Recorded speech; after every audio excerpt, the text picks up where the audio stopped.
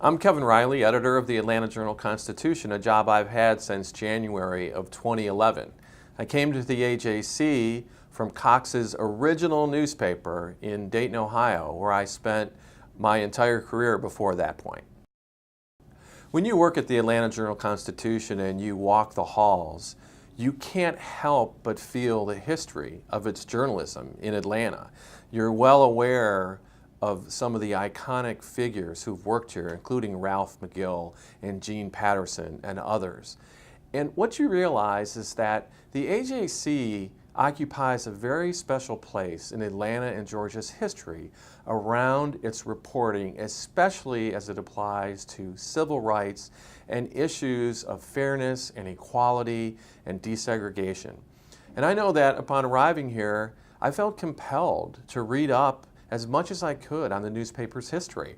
I read McGill's biography and I read other material, and you realize that this place has a special feel about it because of that history. And even now, you find out that the staff is inspired to cover those kinds of stories. And often those are the most difficult kinds of stories to cover when the issues are around race and there are conflicts there. We've had so much of that going on in our country over the past couple years, and this staff is deeply interested in it, and our readers and our customers expect us to talk about that kind of issue, to cover those kinds of stories. And while our readers may have wide-ranging opinions on what's a just cause, what's an appropriate solution, what's a problem and what's not, what they have the strongest opinion on is that we better be all over it. And you feel that every day when you work at the Atlanta Journal-Constitution. The Atlanta Journal-Constitution has been part of Atlanta and Georgia's history for as far back as the newspapers have existed and on into this digital age. And I think what's happened is that as history has unfolded in Atlanta, it has happened on our pages. And whether that history was Hank Aaron's record-setting home run or some other aspect of our history like the 1996 Olympics, in the end, you can go back to the pages of the newspaper and you can see how history was playing out from very difficult times during the Civil Rights era and every other era. In fact, the Constitution's name comes from an effort to return Georgia to constitutional law after the Civil War because it was occupied by the Union Army.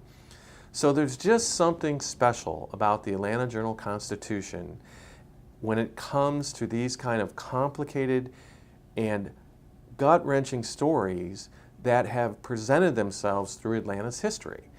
And the newspaper's been at the center. It's always been a voice. It's always been the place where Atlanta's turned to understand itself. One of the things I always talk about is being editor of the Atlanta Journal-Constitution is such an honor.